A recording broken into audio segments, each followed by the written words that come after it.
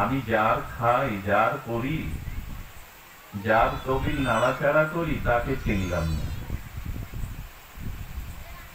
এই জগৎ যিনি সৃষ্টি করেছেন, মায়ের বুকে দুধ দিয়েছেন, নাসিকায় নির্মল বায়ু দিয়েছেন, সবকিছু চন্দ্র সূর্য জগতের জল মাটি এগুলো আমার জন্যই সৃষ্টি করেছেন, তো সেই স্রষ্টাকে চিনলাম না। তার খাই, তার করি, তার তবিল নিয়েই নাড়াচাড়া করি। হৃদয়ে যিনি আত্মারূপে তিনি না থাকতেন, আমি তো মরা, মৃত, তো তার জন্যই তো বেঁচে আছি। আত্মা না থাকলে দেহ থাকবে? তাহলে তার জন্যই তো বেঁচে আছি। আর আত্মা আছে তাই স্ত্রী পুত্র পিতা মাতা বন্ধু আপনজন আছে। মৃত্যুর পরে তার সাথে আর সম্বন্ধ ওই শরীরের সাথে থাকবে কেন?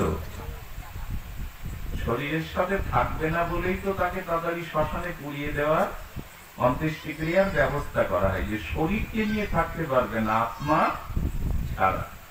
মায়ের কোলে পুত্র মারা গেলেও তো মৃত পুত্রকে মা দিয়ে দেয় তার শবদাহ করবার জন্য। কেন মা তুমি রেখে দাও? বলে মৃত শরীর রেখে কি করব? ও তো আর মা বলে, যে শক্তি মা বলে ডাকতো সেই আত্মার জন্যই বেঁচে আছে, অথচ তার দিকে লক্ষ্য নেই। সারা দিন না, সারা জনম যাদের দিকে তাকালাম, যাদের জন্য করলাম, তারা আমার প্রকৃত আপনজন।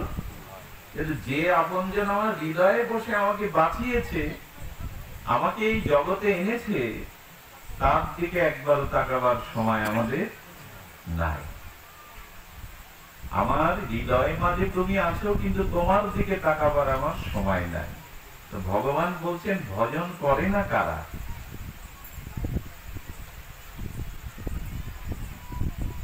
স্বয়ং ভগবান বলছেন তারা ভজন করে না। নমাং দুষ্কৃত তিন মুরা প্রপদ্যতে নরাধমম। এখন ভগবান একটু কঠোর ভাষা প্রয়োগ করেছেন এখানে। পিতামাতার কথা না শুনলে, অবাধ্য হলে সন্তানকে তো একটু গালি দেয়, বাবা মা কঠোর শব্দ প্রয়োগ করে, করে কিনা? তো যারা ভগবত ভজন করে না, বিবেক বিচার পেয়েও, সাধু শাস্ত্র পেয়েও, তো যারা এই ভগবত ভজন করে না, ভগবান বলছেন নমাং, অর্থাৎ আমাকে ভজন করে না, তারা দুষ্কৃতকারী। তারা কি?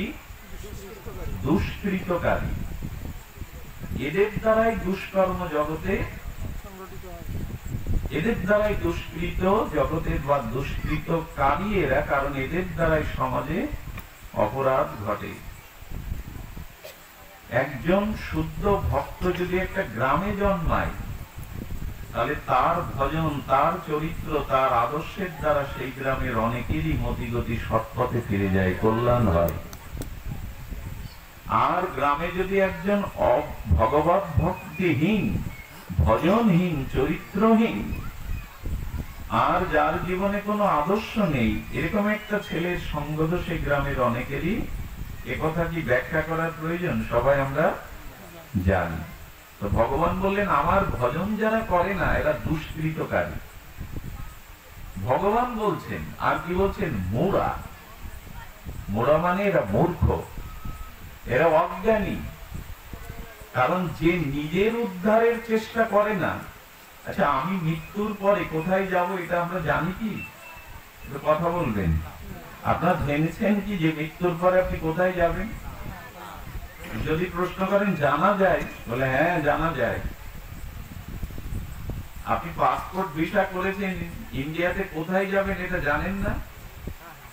আগে তো জানতে হয় আমি ডাক্তার দেখাতে যাব, কি তীর্থে যাব, কি আত্মীয়র বাড়িতে যাব, জেনেই তো যান। এখান থেকে পথে উঠলে আপনার গন্তব্য কোথায় এটা আগে জেনে যান তো আপনি। তো গোবিন্দ বললেন মৃত্যুর পরে তুমি কোথায় যাবে এটা তোমার উপর নির্ভর করছে, তুমি চাইলে সেখানে যেতে পারবে। এখন মৃত্যুর পরে চিন্তা করে কোনো লাভ নেই, ওই দিন কোনো চিন্তা থাকবে না।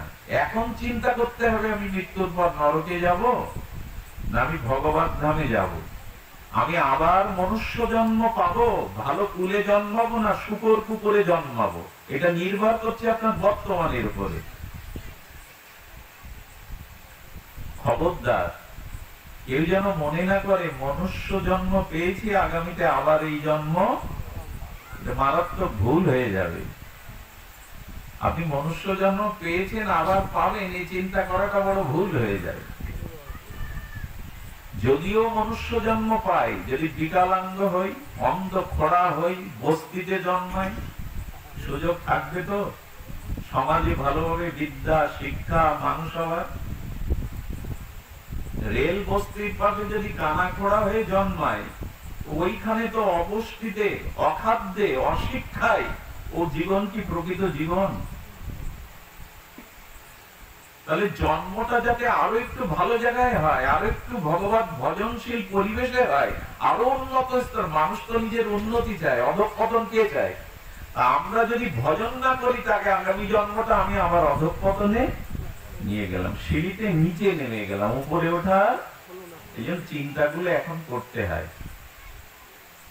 এই ভাগবতে সাধু সঙ্গে হরিকথাতে মানুষ কেন আসে? প্রয়োজন কি? এখানে নাচ গান নেই, এখানে আপনাদের কৌতুক করে কেউ শোনাবে না। এই গরমে কষ্ট করে মাটিতে কেন বসেছেন? বলো সাধু সঙ্গ হরিকথা শুনলে হৃদয়ে ভগবানের প্রতি প্রেম, ভালোবাসা, অনুরাগ জাগে। সাধু সঙ্গে ভগবানের বিচিত্র অমীয় নাম রূপ লীলা কথা শুনলে ভগবানের প্রতি ভক্তিটা হৃদয়ে জেগে যায়। যেমন অন্ধকারে প্রদীপ জ্বাললে আর অন্ধকার সেখানে থাকে কি? তো হরি কথা সাধু মুখে শ্রবণ করলে হৃদয়ে স্রষ্টার প্রতি, ভগবানের প্রতি প্রেম জাগে, ভালোবাসা জাগে। আচ্ছা, আপনি কাউকে চোখে দেখেননি, একটা কুমারী মেয়ে, যুবতী মেয়ে, তার বিয়ে ঠিক হয়েছে বা হবে, তো সেই ছেলের সম্পর্কে ছেলের গার্জেন, পিতামাতা ওই বাড়িতেই মেয়ের সামনেই ছেলেটার রূপের প্রশংসা করে, গুণের প্রশংসা করে। ছেলেটা খুব ভদ্র, কি সুন্দর দেখতে, তার আচার ব্যবহার বড় মিষ্ট। একে মেয়েটা দিতে পারলে মেয়ের বাবা মা বলছে আমাদের জীবন ধন্য হবে। আচ্ছা, মেয়েটা ছেলেটাকে ইতিপূর্বে দেখেনি, ওই পিতামাতার মুখে মেয়েটা ওই যে যার সাথে তার সম্বন্ধে কথা চলছে তার গুণকীর্তন শুনলে মেয়েটার হৃদয়ে ছেলেটার প্রতি একটু অনুরাগ জন্মাবে না? পূর্বরাগ জন্মাবে না? এরকম একজনকেই তো আমি জীবনে চেয়েছিলাম, যাকে দেখেনি, যার সাথে পরিচয় নেই, তার গুণ রূপের কথা শুনে যদি মেয়েটার হৃদয়ে তার প্রতি অনুরাগ জন্মায়, তখন সাধু মুখে ভগবানের নাম রূপ লীলার কথা শুনলে ভগবানের প্রতিও অনুরাগ জন্মায়, প্রীতি জন্মায়। আর এখানে হরিকথা সাধু মুখে শ্রবণ করলে কি হয় না, ভগবানকে পাওয়ার জন্য ভেতরে একটা চেষ্টা, একটা ব্যাকুলতা জাগে।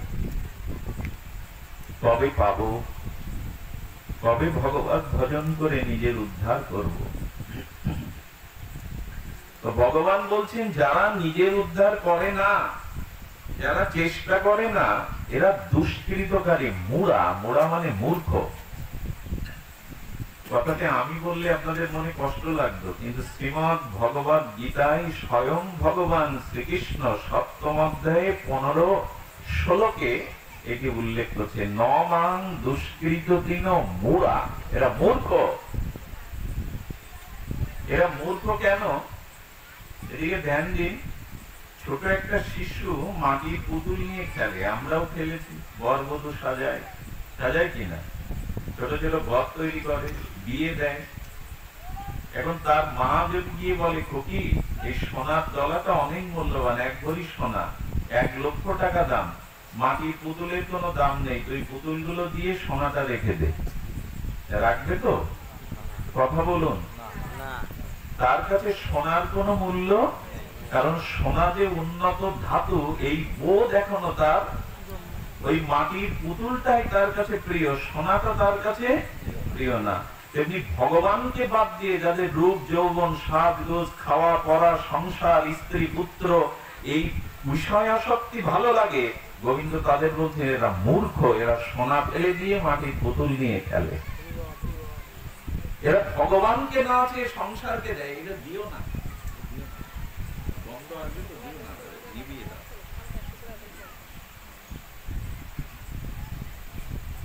হরিকথাতে আমার কষ্ট হবে না, মশা লাগতে কষ্ট হবে না। সবাই কষ্ট করে বসেছে, শুনুন। সোনা ফেলে দিয়ে ও পুতুল নিয়েই টানাটানি করবে, আমাকে পুতুল দাও।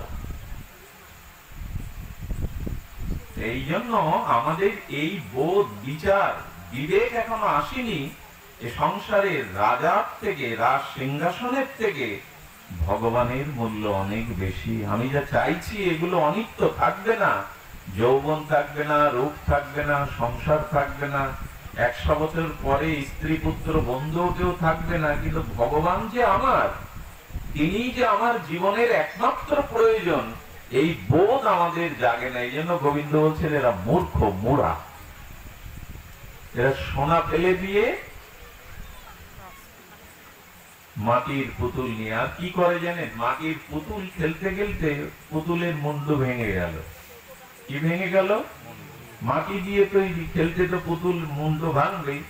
এই তখন ওর কান্নার কে দেখে, মাটিতে গড়িয়ে হাত পা তুলে কাঁদছে। মা এই দৃশ্য দেখে হাসছে দূর থেকে। আরে পাগলি, মাটির পুতুল ভাঙার জন্যই গড়া হয়, ও তো ভেঙে যায় মাটি, কাঁদছিস কেন তুই? মা হাসছে, মাটির পুতুল ভেঙে গেছে, হাত পা ছড়াছড়ি করে ধুলায় ধূসারিত অঙ্গে কাঁদছে। মা বলছে মাটির পুতুল ভাঙে রে, ওর জন্য কাঁদতে নাই। আচ্ছা, ওকে এই বুঝ দেওয়া যাবে এখন? ও মনে করে আমার সাথী হারা হয়ে গেল, স্বপ্ন ভেঙে গেল, সংসার ভেঙে গেল। মনে মনে বলছে আমার মা কত নিষ্ঠুরা, দেখো আমার ঘর ভাঙলো, আমার আনন্দের সংসার ভাঙলো, আর মা দাঁড়িয়ে দাঁড়িয়ে হাসছে। মা কি বলে জানে? মনে মনে বলে, খুকি তুই যেদিন আমার জায়গায় আসবি, তোর কোনো সন্তান হবে, তারা খেলতে গিয়ে পুতুল ভাঙবে, সেই দিন আমারও মতো তুইও হারবি, কারণ মাটির পুতুল ভাঙে। এই সংসারে কেউ থাকবে না, ভেঙে যাবে। ওই পুতুলের যেমন গলা ভেঙে গেল, আমাদেরও শরীর থেকে আত্মা চলে যাবে।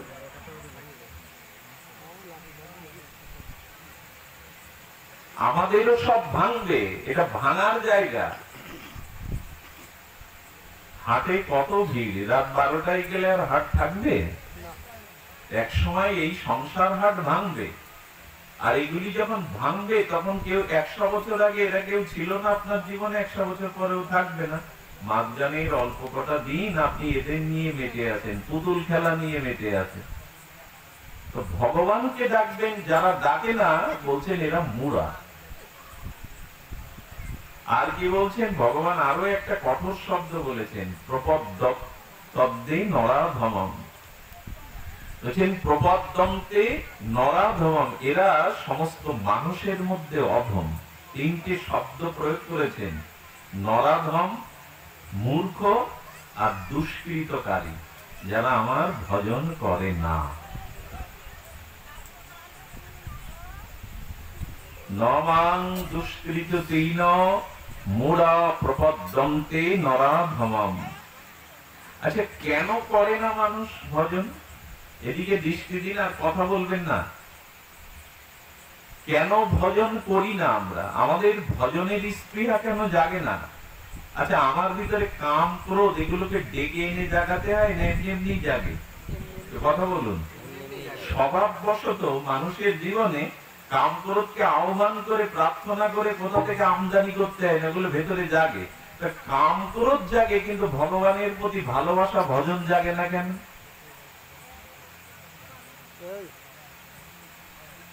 কাম ক্রোধকে ডেকে আনতে হয়, ওদের আহ্বান করে এসো এসো বলে আহ্বান করতে হয়, কোথা থেকে আমদানি করতে হয়, ওরা আমার ভেতর থেকেই তো জেগে ওঠে। কাম ক্রোধটা স্বাভাবিক জাগে, অথচ ভগবানের প্রতি ভক্তিটা, অনুরাগটা সহজে জাগে না। এর কারণ কি? এর কারণটা এখন আমরা জানবো। আসলে আমাদের পিত্ত দোষ হয়েছে। কি দোষ? অনেকদিন জররোগী, মানে জ্বরে ভুগলে পিত্তটা গরম হয়ে যায়, আর পিত্ত দোষে দুষ্ট জিহ্বাটা তিতো হয়ে যায়। যাই তো, আপনাদের অভিজ্ঞতা আছে তো? যখন জিহ্বা তিতো হয়ে যায়, তখন মিশিরি চিবাতে গেলে কি লাগবে? কথা বলছেন না কেন? কি লাগবে? না, সবাই বুঝতে পারছে না, হয়তো হয়নি, না হোক আপনাদের পিত্ত দোষ। পিত্ত দোষে দুষ্ট জিহ্বা মিশিরি চিবালেও সেটা তিতো লাগে, জিহ্বাটাই তো ওই তিতো রসে সিক্ত হয়ে গেছে। মিশ্রি কি তিতো? এটা তিতো লাগছে কেন ডাক্তার বাবু? আমি মনে হয় বাঁচব না, আমি যা খাই তিতো লাগে। ডাক্তার বলছেন এটা কোনো রোগই নয়, তুমি জ্বরে ভুগেছ, পিত্ত দুষ্ট হয়ে গেছে, পিত্ত রসে দুষ্ট, জিহ্বায় যা দেবে বলে ঔষধ দেন, বলে এর কোনো ওষুধ নেই তো, বলে একটা উপায় তো বলুন। বললেন ওই যে মিশ্রি তিতো লাগছে ওই বেশি করে চিবাও, মিশ্রি চুষতে থাকো, ওর রসটা ভেতরে গিয়ে পাকস্থলী যখন শীতল হবে তখন আবার স্বাদ ফিরে পাবে। গোবিন্দ বলছেন কি, হরি নাম ভালো লাগে না, হরি কথা ভালো লাগে না, ঘুম আসে, কানের ভিতরে গিয়ে আনন্দ দেয় না, মানুষ তো আসতেই চায় না, আসলে বেশিক্ষণ বসতে যায় না, মানুষের নিদ্রা পায়, অলসতা আছে। অবশ্য আপনাদের না, আপনারা অনেক পরিচয় দিয়েছেন ধৈর্যের, কিন্তু এই হয় কেন, ভজনে প্রীতি নেই কেন? বলেন অনেক জন্ম ভগবানকে ভজনা করিনি, অনেক জন্ম সাধু কৃপা পাইনি, অনেক জন্ম ভব রোগের দ্বারা, কাম কামনার দ্বারা আমার বিবেক, আমার বিচার, আমার জ্ঞানটা ওই তিত হয়ে গেছে। এখন ভগবানের কথাও আনন্দ পায় না, নামেও আনন্দ পায় না, পিত্ত দোষ হয়ে গেছে, মিশ্রিও তিত লাগে। এখন কি করতে হবে? জোর করে করে মিশ্রি খেতে হবে। না চাইলেই ডাক্তার বলে যে সবসময় মিশ্রির দলা লাগো, না চাইলেও জোর করে, অলসতা ত্যাগ করে, নিদ্রা ত্যাগ করে হরি কথা বারবার শুনতে হবে, বারবার শুনতে হবে, তাহলে আবার আপনার ওই প্রীতি ফিরে আসবে। বারবার শুনতে হবে, এই শুনতে শুনতেই ভজন জাগবে। তার মানে লক্ষ্য করুন, শাস্ত্রে বলা হচ্ছে যে আমাদের এই জ্ঞানটা অপহৃত হয়ে গেছে। অপহৃত মানে, অপহৃত শব্দ মানে হরণ, চুরি।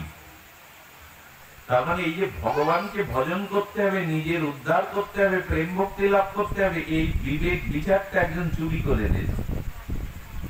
আমার ঘরে কালকের জন্য চাল ডাল আনা ছিল, ওইটা একজন, তাহলে আমাকে আজ উপোস করে থাকতে হচ্ছে, আর তো কোনো জোগাড় নেই। তা আমি ভগবানকে ভজনা করছি না কেন? আমার বিবেক, আমার বিচার ভগবানের ভজনের দিকে যাচ্ছে না কেন? বলে ওই বিবেকটা, ওই সুবুদ্ধিটা চুরি হয়ে গেছে। কে চুরি করেছে? বলে মায়া। মায়া অপহৃত জ্ঞানা। ভগবানের কথা তো বড় তাৎপর্যপূর্ণ। মায়া অপহৃত জ্ঞানা, আমার ওই ভগবত চেতনাটা, বিচারটা মায়া চুরি করে। অপহৃত শব্দ বলেছেন, অপহৃত মানে চুরি হয়ে গেছে। তাহলে আমাদের বিবেক বিচারটা, সদ্বুদ্ধিটা কে চুরি করেছে? কে চুরি করেছে? মায়া। মায়া অপহৃত জ্ঞানা। আর এই জ্ঞান চুরি হওয়ার পরে অনেকেই দেখবেন অভাবে তার স্বভাব কি হয় বাবা? সহজে যারা ডাকাতি করে, যারা বিপদ জমিয়েছে, তাদের একটা পেছনে ইতিহাস আছে, ব্যাকগ্রাউন্ড আছে। তারা কারো কাছ থেকে আঘাত পেয়েছিল, যন্ত্রণা পেয়েছিল, অত্যাচারী হয়েছিল, এই জন্য তারা বিপদ জমিয়ে গেছে। মায়া যখন জ্ঞান চুরি করে নিয়ে গেছে, তখন সেই অভাব দোষে মানুষের ভাবটা অসুরিক ভাব হয়ে গেছে, আসরিং ভাব আশ্রিত। গোবিন্দ বললেন জ্ঞানটা মায়া চুরি করায় সে কি হয়েছে? আসরিক ভাব প্রাপ্ত হয়ে গেছে। এখন তার খাওয়া পড়া, ভোগ বিলাস, হই হুল্লোড়, এই ভোগ, অহংকার, অভিমান, এইগুলো আসরিক জ্ঞান তার মধ্যে এসে গেছে। এখন এই মায়া কাটাতে হবে। কি বললাম? মায়া আমার সমস্ত বিবেক বিচারগুলো চুরি করছে। দেখুন, জ্ঞান না হলে কিন্তু, শুদ্ধ জ্ঞান না হলে ভগবানকে আপনি চাইবেন না। জ্ঞানটা কেমন দেখুন, অজ্ঞান থাকলে কি হয়? মায়ের কোলে শিশু যাত্রা বা থিয়েটার দেখতে গেছে, এখন সেই যাত্রায় আগেকার দিনে তলোয়ারটা বের করতো, মার কোলে শিশু দেখছে, ওই তলোয়ারে যখন তার বুকে দিল, এটা লাল রং গোলা আছে, বুক থেকে রক্ত ঝরছে, শিশু ভয়ে কাঁদছে, একজনকে মারছে তলোয়ার দিয়ে, শিশু ভয়ে ভয়ে কাঁদছে। আচ্ছা, দুর্গাপূজার প্যান্ডেলে এরকম 15-20 হাত একটা তারকা রাক্ষসী তৈরি করা, খড়কুটো দিয়ে, মাটি দিয়ে। মা মনে করেছে আবার এই কোলের ছোট সন্তানটাকে তারকা দেখিয়ে আসি, ও আনন্দ পাবে। মা বলছে চল মা, ওই যেই ওই রাক্ষসী তারকা দেখেছে ও ভয়ে কাঁপতে শুরু করেছে, করে কিনা? মা ভাবলো আনন্দ দেওয়ার জন্য তারকা দেখায়, ও কাঁপতে শুরু করেছে। আচ্ছা, ওই মেয়েটা যখন বয়স হলো, সে যখন কিশোরী হলো, যুবতী হলো, তখন তারকা দেখে ভয় পাবে? আগে পাচ্ছিল কেন? ছোট শিশু অবস্থায় কেন ভয় পেল? কথা বলুন। ওই বোধ ছিল না যেটা খড়ের তৈরি, এটা মাটির। ও মনে করেছিল সত্যিই আমাকে গিলে খাবে। কিন্তু যখন বোধোদয় হলো, বয়স হলো, তখন বুঝলো এটা তো মাটির রাক্ষসী, এ শুধু দেখবার জন্য আমাকে। আর যে তলোয়ার দিয়ে রক্ত ঝরছিল, কেঁদে উঠেছে, ভয়ে মাকে জড়িয়ে ধরেছে। কিন্তু যখন বয়স হলো, তখন জানলে এটা অভিনয় মাত্র, এটা যাত্রা মাত্র, থিয়েটার মাত্র। এই সংসারে যা কিছু ঘটছে, যেদিন সদ্গুরুর দ্বারা, সাধু সঙ্গের দ্বারা আমার মায়া অপহৃত হওয়ার পরে আমার যে বিশুদ্ধ জ্ঞান, ভাগবত ভক্তিযুক্ত জ্ঞান আসবে, তখন বুঝতে পারবো এটা যাত্রার অভিনয়। একে নিয়ে মাতামাতি করা, এই সুখ দুঃখ নিয়ে ব্যস্ত থাকা উচিত নয়। বুঝে গেল বয়স হয়েছে, ওই রাক্ষসে আর ভয় পাবে? ও বুঝে গেছে এটা মাটির বা এটা খড়ের। কথাগুলি তাৎপর্য আপনারা যদি ধৈর্য ধরে শোনেন, এই মায়া অপহৃত হয়, এই জ্ঞানটা ফিরিয়ে আনতে হবে, বিশুদ্ধ জ্ঞান।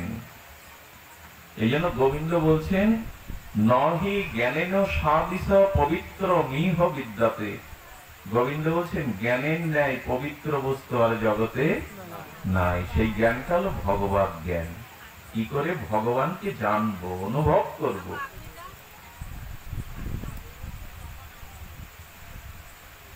কি করে ভগবানকে জানাই জ্ঞান। আচ্ছা, যে ব্যক্তি জন্মন্ধ, এক সুন্দরী বা সুন্দর সুদর্শন যুবক বা যুবতী, তারা যদি জন্মন্ধ হয়, তাদের সামনে আয়না রেখে লাভ আছে? কথা বলুন। আয়না তার সামনে কি করবে? যার ভগবত জ্ঞান নেই, তার আসব জ্ঞান হলে ওই অন্ধের আয়না দেখার মতো। খুব জ্ঞানী, খুব পণ্ডিত, বিচার সবাই বসে, অথচ তার ভগবত জ্ঞান, নিজেকে উদ্ধার করবো কিভাবে এই জ্ঞান নাই, বলে তার ওই অন্ধের আয়না দেখবার মতো। জাগতিক জ্ঞান বিদ্যা আমাদের অনেক হতে পারে, কিন্তু ঈশ্বরকে না জানলে। আচ্ছা, আপনি মরার সময় আপনার ডক্টরের ডিগ্রি, বিদেশ ফেরত ডিগ্রি বুকের উপর দেওয়া হলো, আপনি দেহ ছেড়ে আপনারা যখন চলে যায়, ডিগ্রি সাথে যাবে তো? যদি যেত, কি হতো জানেন? ওই শিশু যখন আবার জন্মাতো, যখন আবার পুনর্জন্ম নিত, তখন তাকে আবার অ ক খ পড়তে প্রাইমারি স্কুলে যেতে হতো? ওই বিদ্যা যদি সাথে যেত, ও তো ডক্টরেট থেকে আরো শুরু করতো, ওই পর্যন্ত গেছে। কিন্তু ওই বিদ্যা থাকে, ওটা সাথে যায়।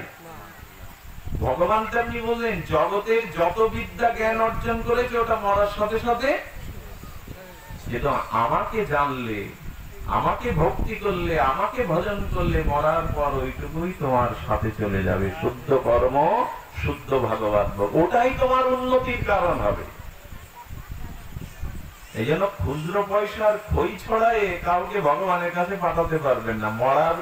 মরার উপরে যতই ছড়ান, খই ছড়াই কিনা আপনাদের দিকে? আর কি রেজকি পয়সা, ক্ষুদ্র পয়সা, ওইটা কি পথের সম্বল? ওই দিয়ে ভগবানের কাছে পাঠানো যাবে তো? এই তোমার সম্বল দিয়ে দিলাম, তাহলে তো কেউ আর নরকে যেত না, কারো আর অধঃপতন হতো না, যদি খরচা ওই দিয়ে তাকে পাঠানো যেত। ওই দেওয়া হচ্ছে আর বলা হচ্ছে সাথে কিছু নাও, সেটা ভক্তি সম্পদ নাও, পারমাত্মিক সম্পদ নাও, যাতে ওইখানে যেতে পারো। সেটা সঞ্চয় হয় সাধু সঙ্গে।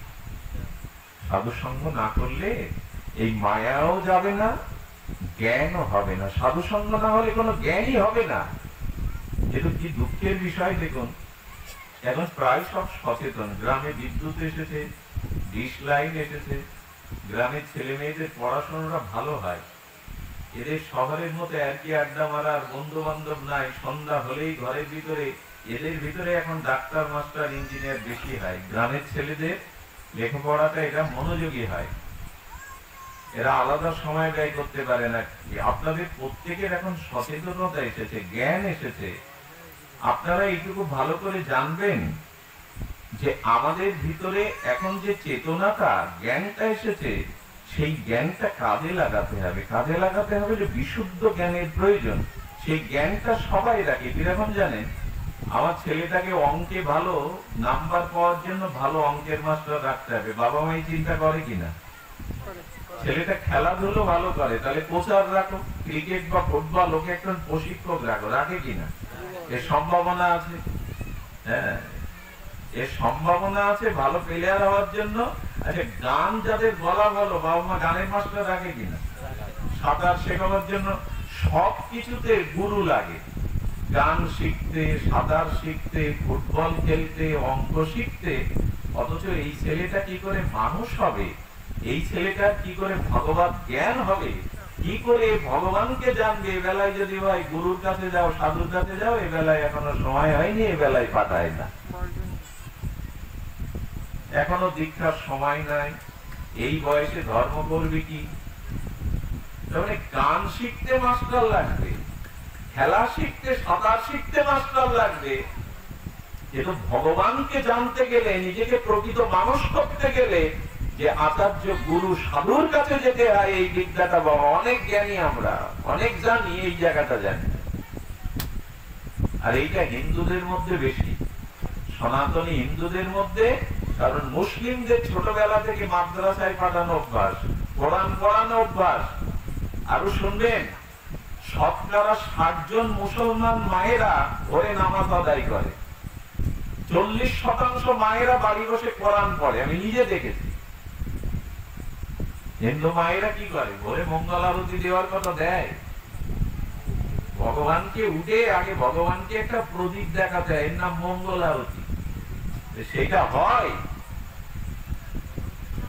আমাদের ধর্ম অনুভূতিটা শুধু দুর্গা পূজায়, কালী পূজায় আর নাম যজ্ঞে। হ্যাঁ, হই হুল্লোড় করো, আত্মীয় স্বজন ডেকে আনো, মেয়ে জামাই, 3 দিন ধরে সবকিছু আনন্দ হলো, আর ধর্মকর্মের খোঁজ নেই। বছরে 3 দিন খান আপনি, আর খান না। চুলে প্রতিদিন তেল দিতে হয়, আঁচড়াতে হয়, স্নান করতে হয়, শরীরটা মলিন হয়ে গেলে প্রতিদিন জল দ্বারা ধুতে হয়।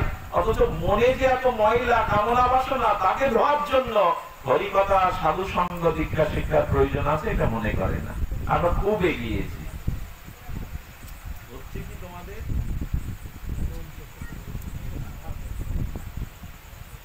এত কষ্ট করে এসছি, এতটা পথ, একটু কৃপা করুন। উপায় নাও মনকৃষ্ণ নিষেবায়।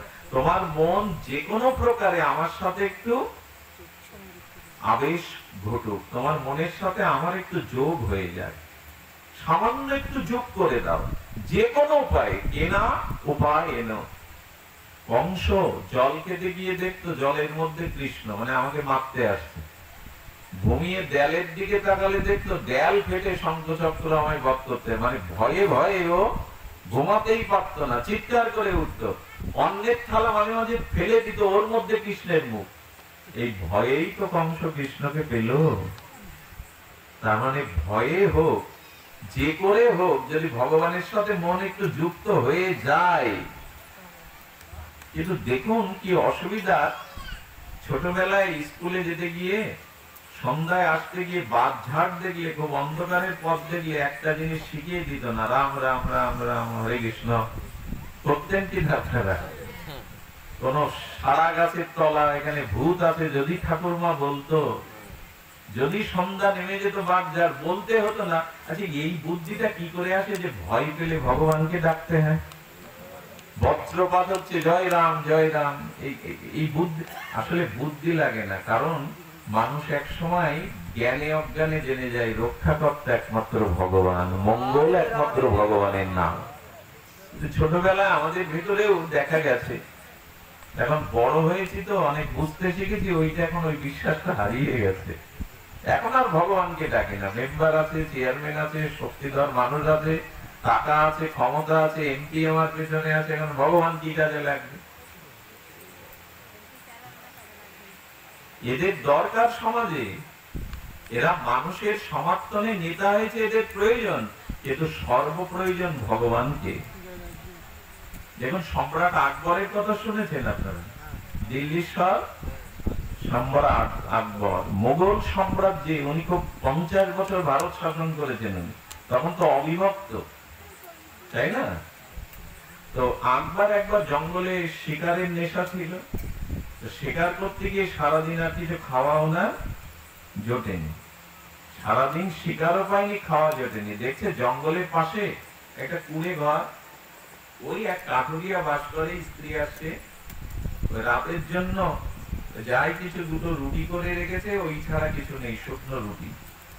এখন আকবরের দেখেছে খোদা, একে তো রাজা সম্রাট আর পিপাসা, শিকারীর বেশ ধরা, তো রাজমুকুট টুকুট পরা নাই।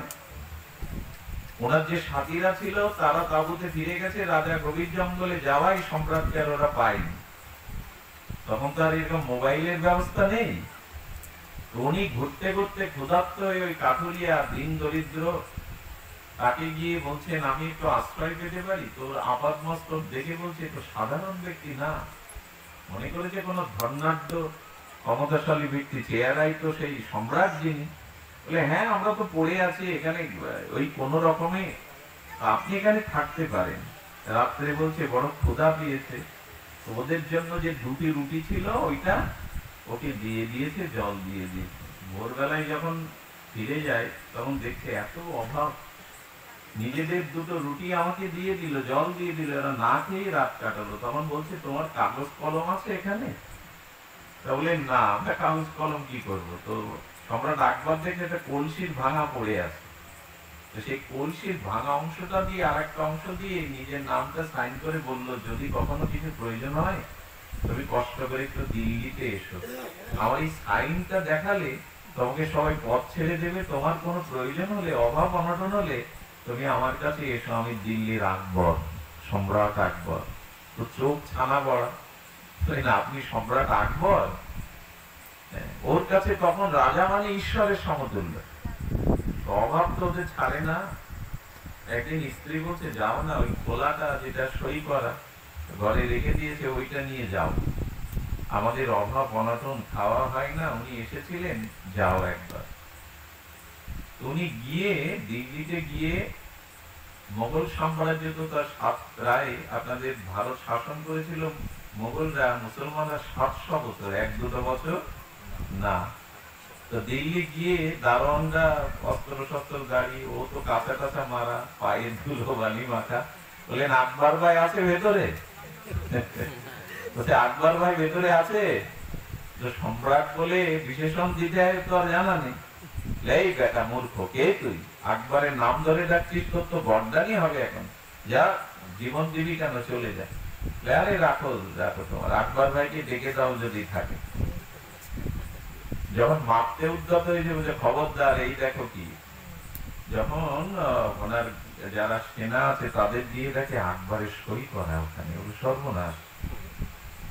আমাদের সম্রাটের সইয়ের কাছে তো খোলার মালার উপরে। এই সংবাদটা ওনার কাছে গেল, বলো তাড়াতাড়ি ওনাকে আসতে বলো। ওনাকে নিয়ে যাওয়ার পরে ওনাকে চেয়ার দেয়া হলো, স্নান করতে দেয়া হলো।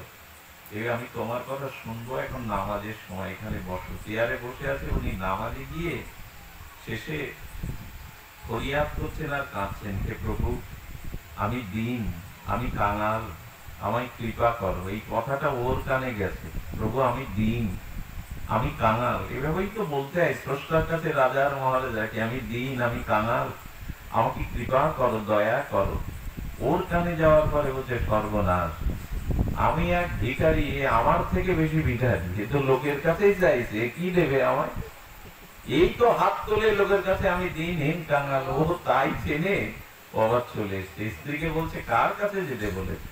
আরে ও আমার থেকেও ভিখারি, কাঁদছে, হাত তুলে ভিক্ষার মতো, আমায় করুণা করো, দয়া করো। যদি চাইতে হয় তো আমরা সেই তার কাছেই চাইবো, ভগবানের কাছেই চাইবো, আর কারো কাছে চাইবো না।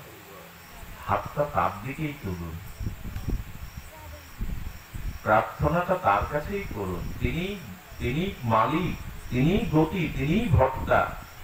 এই মায়া আমাদেরকে জানতে দিচ্ছে না। আচ্ছা, এখন যদি একটা কালো পর্দা আমার সামনে টানিয়ে দেওয়া হয়, এত নিকটে আপনি আপনি আমাকে দেখতে পাবেন, আমি পাবো আপনাকে দেখতে। যেমন এই জ্ঞানটা ভাগবত সিদ্ধিটা মায়া ঢেকে দিয়েছে। পুরানো কথা, তবে একবার বলি, ভালো লাগছে এখন পরিবেশটা, কথা বলবার মতো ভাগবত পরিবেশ ফিরে এসছে। দেখুন মায়া মানুষকে কি করে। একবার নারদ, এই জন্য ভগবান বলছেন অকাম সর্বকাম মোক্ষ কাম বা উদারতি তীব্র ভক্তি যোগেন যজতে পরমং পুরুষ। ভাগবতের একটা বিখ্যাত শ্লোক।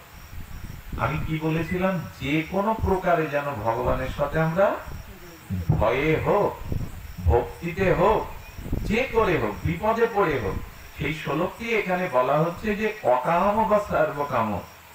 কেউ কেউ বলে কামনা বাসনা রেখো না, ভগবানের কাছে কিছু চেয়েও না, কিন্তু গীতায় বলছে ওই অবস্থাটা একদিনে আসবে না। ওই শুদ্ধ ভক্তি, ভগবানের কাছে নিষ্কাম ভক্তি একদিনে, আমরা চাওয়া পাওয়া যেখানে নাই ওখানে যাব না। এই জন্য দেখবেন ভবরোগ যেখানে সারে, সেই সাধু সঙ্গ করতে বেশি লোক আসে না। কিন্তু যদি শোনেন যে ওখানে গেলে জল পড়ায় রোগ সারবে, মাজার ব্যথা, বুকের ব্যথা, স্ট্রোকের রুগী, যদি শোনে মাদুলি তাবুজ করবে, ওখানে দেখবেন গাড়ি আর গাড়ি, হাজার হাজার লোক। কিন্তু ভবরোগ সারে যেখানে, এখানে লোক বেশি। আমার বিবেক জেগে উঠবে, আমার কাম ক্রোধ এগুলো রোগগুলো যাবে, এইখানে সাধু সঙ্গে আসে না। কিন্তু যেখানে মাদুলি তাবিজ কুফা, এইখানে দেখবেন হাজার হাজার লোক। কারণ মানুষ স্বভাবত নিজের দুঃখ কষ্ট দূর করার জন্য ধর্মের আশ্রয় নেয়। এইখানে আটকে থাকলে সে ভক্তি কোনদিন, যতদিন তার নিজের সুখের কামনা বাসনা আছে ততদিন তার ভক্তি হবে না। ভক্তি হলো নিষ্কাম, শুধু ভালোবাসা। এই অবস্থা একদিনে আসবে, একদিন। তাই ভগবান বলছেন চতুর্বিধা ভজন্তে মাং জনা সুকৃতি অর্জুন। কি মধুর শ্লোক দেখুন, গোবিন্দ বলছেন স্বয়ং। জন্মাষ্টমী মানে কি, ভগবানের মহিমা জানাতো। ভগবান গীতার উপরে কোন জ্ঞান জগতে আর নাই। গীতার যে 700 শ্লোক, এর থেকে বড় জ্ঞান গ্রহণ তো আর জগতে নাই। গীতার কোন ভুল ব্যাখ্যা পর্যন্ত কোন দার্শনিক সাহস দেখায়নি। অনেক অনেক ধর্মগ্রন্থের সমালোচনা এসেছে, কিন্তু পৃথিবীতে একজন দার্শনিকও গীতার সমালোচনা করার সাহস এখনো দেখায়নি। গীতার প্রতিটি শব্দ জগৎ কল্যাণকারী, একটা শব্দ ভুল ব্যাখ্যা আজ পর্যন্ত কেউ সাহস দেয়। পৃথিবীর সব থেকে বেশি ভাষায় অনুদ্ধৃত হয়েছে এই গীতা। আমরা যে কত বড় সম্পদ কৃষ্ণ ভগবান আমাদের রেখে গেছেন পুরুষোত্তম, আমরা জানি না। গীতায় ভগবান মারতে বলেছে যে গীতাকে জানে না, যে গীতা পাঠ করে না, তার উচ্চ কুল, ধন সম্পদ, বিদ্যা, ধর্ম সব ঠিক। একজন বলছে প্রভু যে গীতা পাঠ করে না, তার উচ্চ কুলে জন্ম, তার জপ ধ্যান সব দিক, যে পড়তে পারে না কি করবে? গোবিন্দ বললেন যে পড়তে পারে না, সে শ্রবণ করলে পাখের থেকে সে আরো কল্যাণ লাভ করবে। বলে কারো কান বধির, শুনতে পায় না, সে কি করবে? বলে সে গীতাখানা চোখ দিয়ে দেখবে। অক্ষরগুলো আমি, গীতার অক্ষরগুলো অন্য উপন্যাস বইয়ের মতো অক্ষর না, ওগুলো অক্ষর ব্রহ্ম, শব্দ ব্রহ্ম, ওগুলো শব্দ ব্রহ্ম। এই জন্য অর্জুন মিশ্র গীতার একটা শ্লোক কেটে দিয়েছিলেন, আর গোবিন্দের বুক থেকে রক্ত ঝরেছিল। সেই শ্লোকটা নবম অধ্যায়ের 22 শ্লোক। অনন্য চিন্তান্ত মাং যে জানা পর্যবাসতে তেষাং নিত্যাভিযুক্ত নাম যোগক্ষেমং। ভগবান বললেন যে অনন্যগত চিত্তে আমার ভজনা করে, আমি তার সংসারের দায়িত্ব মাথায় করে বহন করি। ওনার 2-3 দিন খাওয়া হয়নি, শ্লোকটা অভিমানে কেটে দিয়েছিলেন, তুমি মাথায় করে বয়ে দাও, এটা ঠিক না। আর গোবিন্দের বুক থেকেই রক্ত ধরেছে। গীতার ভগবান এক, অক্ষর না, এগুলো সাক্ষাৎ পরম ব্রহ্ম, অক্ষর ব্রহ্ম, শব্দ ব্রহ্ম। তো বলছেন এই বাণীতেই ভগবান বলছেন চতুর্বিধা ভজন্তে মাম জনা সুকৃত অর্জুন। 4 ভাবে জীব আমার ভজন করে। চতুর্বিধা মানে 4 প্রকারের ভক্ত আমাকে ভজন করে। কিরকম? আত্ম জিজ্ঞাসু অর্থাৎ জ্ঞানী চ ভারতবর্ষ। হে ভারত বংশোদ্ভব ভারত অর্জুন, তৃতীয় পাণ্ডবকে মাঝে মাঝে ভারত বলে ডাকত গোবিন্দ। বলেন, হে ভারত, হে অর্জুন, হে তৃতীয় পাণ্ডব, শোনো, 4 ভাবে লোক আমার ভজনে আসে, স্মরণে আসে। আর্ত, অর্থাৎ জিজ্ঞাসু আর জ্ঞানী।